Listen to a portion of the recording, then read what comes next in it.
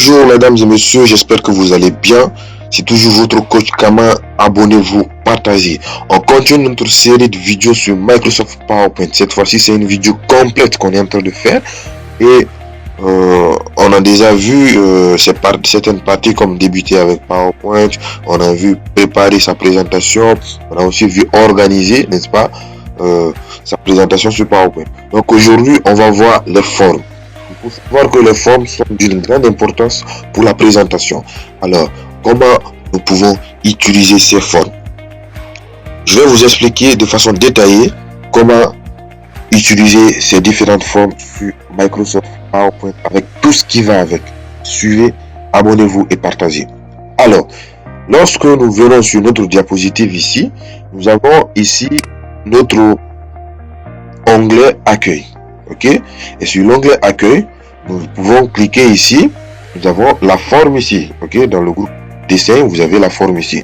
Ou soit dans l'onglet insertion, vous pouvez aussi avoir la forme ici dans le groupe illustration.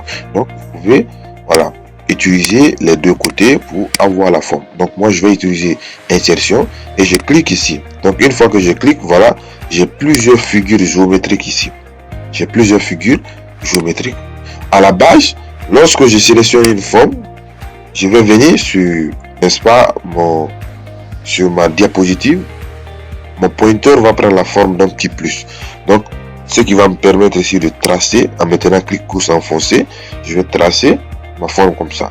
Et une fois que je trace ma forme, la forme est sélectionnée, automatiquement, il y a le format de forme qui va s'ouvrir ici. Donc ça, c'est la propriété des formes. Et dans ce format, j'ai la possibilité de changer la couleur de remplissage ici de ma forme. Voilà, je peux changer la couleur de remplissage de ma forme comme je veux et le contour de ma forme également comme je veux. Et dans la même occasion, je peux aussi enlever le fond de ma forme en disant par exemple aucun remplissage si je ne veux pas faire un remplissage de fond. Voilà. Et je peux mettre le remplissage et enlever le contour si je veux. Donc en cliquant ici sur sans contour. Donc voilà, ma forme n'a plus de contour. Donc vous pouvez enlever le contour, vous pouvez enlever le remplissage. Et vous avez également ici les effets de forme que vous pouvez utiliser, n'est-ce pas, pour rendre un peu plus réel votre forme. Donc vous avez les effets prédéfinis, comme vous pouvez le voir. Voilà, j'ai des effets prédéfinis, j'ai des ombres ici, les effets d'ombre qui vont me permettre ici d'appliquer de l'ombre sur ma forme. J'ai les effets de réflexion, vous voyez, ça reflète en bas. La lumière, j'ai les effets de lumière qui vont créer les lumières autour de ma forme. J'ai des lumières, les bordures adoucies, voilà, qui vont un peu flouter la bordure de ma forme.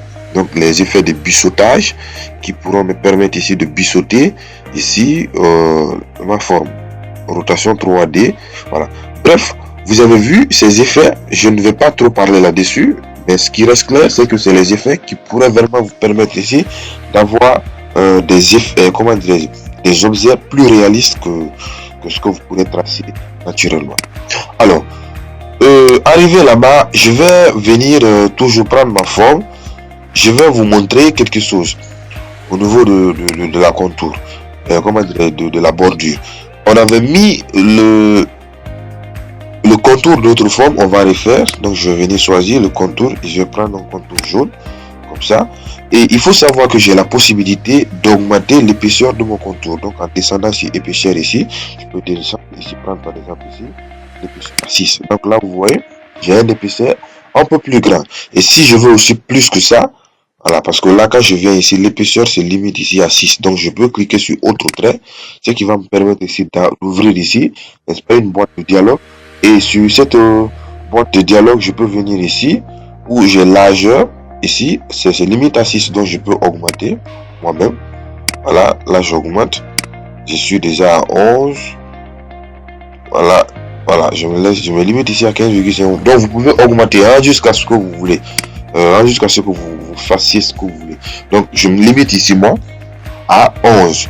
Alors ici vous avez aussi en bas composition. Donc la composition, comment est-ce que vous voulez que votre contour soit composé? Est-ce que c'est avec un seul trait, double tiret, deux tirets renfoncés, ainsi de suite? Donc moi je vais choisir par exemple 3 traits, comme ça. Et là, vous voyez, automatiquement, ça s'applique sur ma forme. Donc, j'ai désormais trois tirets.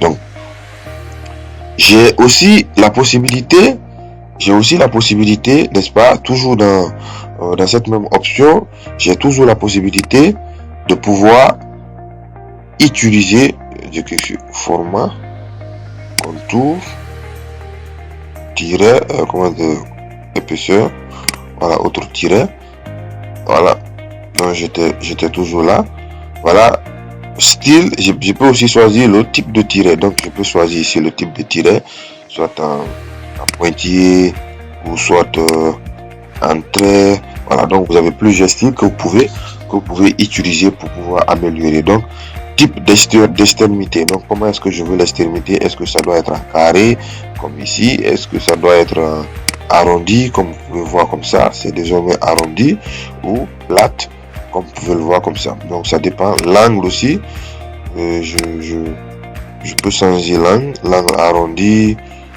l'angle biseau, ainsi de suite. Donc vous avez plusieurs types là-bas. Alors vous voyez, vous avez plusieurs manières, n'est-ce pas, de pouvoir améliorer, d'aller plus loin, n'est-ce pas, avec votre forme pour pouvoir apporter un design un peu plus attractif. Voilà. Donc arrivé là, je vais vous dire que vous avez, n'est-ce pas, cette possibilité. Donc la deuxième chose que je vais vous montrer, c'est quoi? C'est que vous avez la possibilité d'utiliser une couleur externe, c'est-à-dire une couleur qui ne se trouve même pas sur votre logiciel, et pour mettre sur une forme, par exemple. Supposons par exemple que je veux mettre une couleur sur cette forme, mais j'ai cessé ici dans remplissage, je ne vois pas cette couleur, j'ai du mal à repérer cette couleur. J'ai même cliqué ici sur autre couleur de remplissage, ici j'ai du mal à repérer, malgré des tas de couleurs qui se trouvent ici, donc j'ai du mal à repérer la couleur. Alors qu'est-ce que je vais faire? Et je vois vraiment que cette couleur là se trouve par exemple sur une image ou sur un objet qui se trouve sur mon ordinateur. C'est une image par exemple, je vais venir ici sur insertion, et là vous allez profiter pour savoir comment importer une image. Donc je viens sur image et je prends cet appareil, et là je vais choisir maintenant mon image. Donc je vais chercher l'image où se trouve cette couleur, donc je clique ici par exemple sur cette image là. Voilà, l'image apparaît ici. Maintenant, il se peut que la couleur que je vais utiliser, c'est cette couleur qui est là, la couleur un peu lumineuse qui est là, c'est ce que je vais utiliser. Maintenant, qu'est-ce que je vais faire? Je vais cliquer sur ma forme. Je vais utiliser cette couleur là sur ma forme ici. Donc je clique sur la forme, je clique ici sur format de forme, et je prends un remplissage. Maintenant, quand je prends un remplissage, au lieu de choisir une couleur ici, je vais descendre en bas, je vais prendre l'outil pipette. Et quand je prends l'outil pipette, qu'est-ce qui va se passer? Je vais maintenant cliquer ici sur partout où je vais envoyer l'outil pipette va prendre cette couleur. Voilà, l'outil pipette va prendre cette couleur. Donc maintenant, qu'est-ce que je vais faire? Comme je veux la couleur là, je vais cliquer sur cette couleur ici. Ok, je vais cliquer sur cette couleur ici. Paf, et qu'est-ce qui se passe? Automatiquement, la couleur va se mettre ici sur ma forme. Et si je veux aussi par exemple une couleur de l'autre côté, une couleur un peu plus bleue, voilà, l'outil pipette, voilà, si je voulais par exemple une couleur comme ça, voilà, et la couleur va se mettre ici. Donc voilà comment vous pouvez choisir une couleur sur votre forme à partir, n'est-ce pas, d'une image ou à partir d'un élément extérieur. Donc là-bas, je crois que ça peut être bon. Donc toujours avec les formes, nous allons voir maintenant comment transformer votre forme. Alors il faut savoir que vous avez la possibilité de transformer votre forme pour pouvoir obtenir, n'est-ce pas, une forme un peu plus différente de la forme de base. Ici j'ai cette forme qui est là, donc je vais cliquer ici sur format de forme, et je viens ici dans le groupe insérer des formes. Vous avez ici en haut modifier la forme. Ok, quand je clique sur modifier la forme, j'ai modifié les points ici en bas. Donc je clique sur modifier les points. Et qu'est-ce qui va se passer? Lorsque je clique sur modifier les points, je vais constater que ma forme va avoir, n'est-ce pas, 4 points noirs, n'est-ce pas, aux différents côtés. Maintenant, qu'est-ce que je vais faire? Lorsque je clique par exemple sur un point noir, ça va me créer deux poignées blancs. Ok, ça me crée deux poignées blancs. Et les deux poignées blancs là, je peux les utiliser pour transformer ma forme. Soit j'utilise la forme, comment dirais-je, le point noir qui est là, en montant, vous voyez, je modifie ma forme. Ou aussi, quand je prends l'autre point blanc, par exemple, je fais descendre, voilà, ça va faire un effet un peu plus comme ça. Voilà.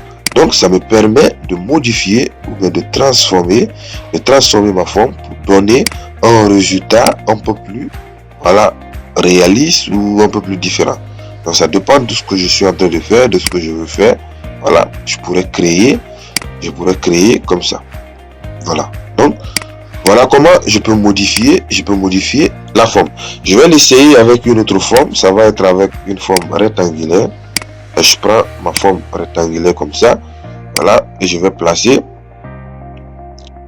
par exemple la forme ici. Je vais placer la forme ici. Et une fois que la forme est placée, je reviens. Ici, je me rassure sur format de forme.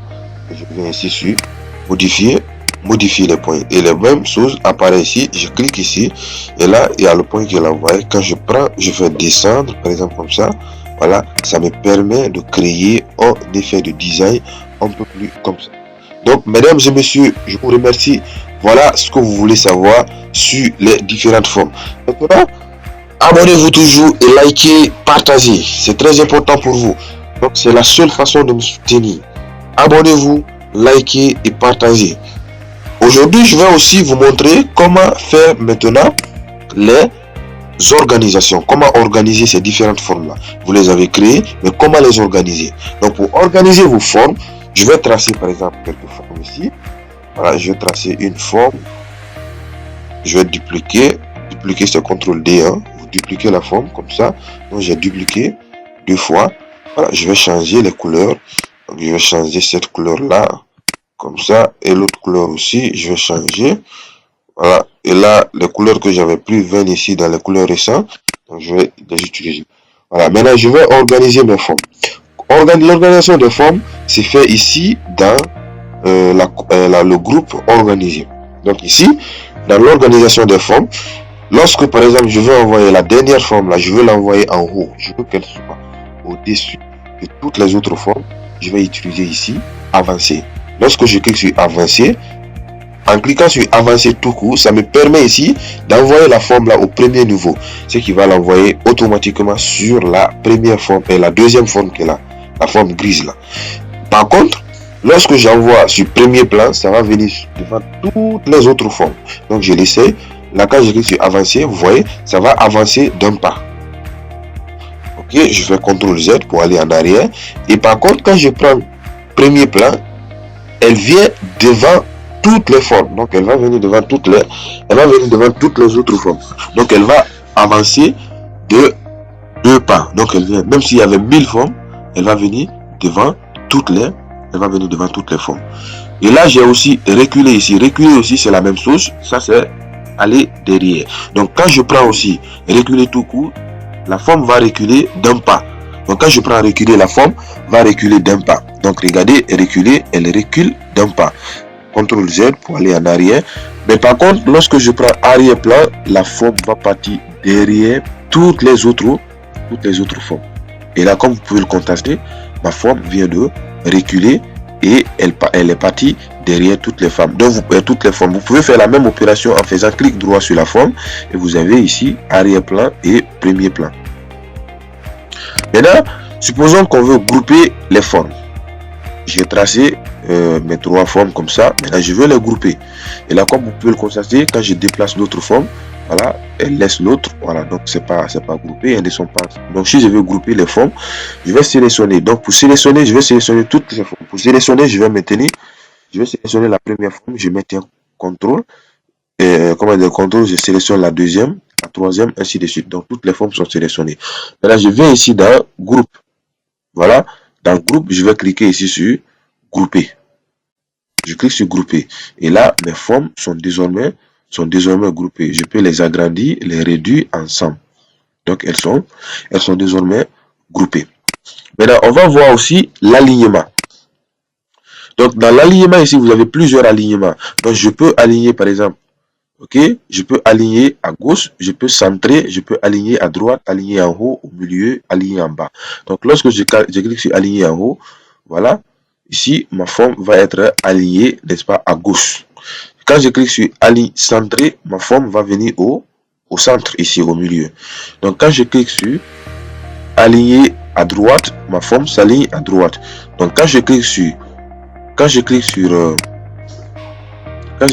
aligner au milieu, voilà, ma forme est alignée au milieu. Donc aligner au milieu et centrer va permettre d'envoyer au milieu, au juste milieu, au centre ici.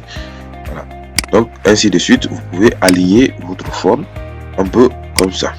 Donc arrivé ici, je vais vous dire merci mesdames et messieurs. Voilà tout ce qu'on pouvait savoir sur les formes.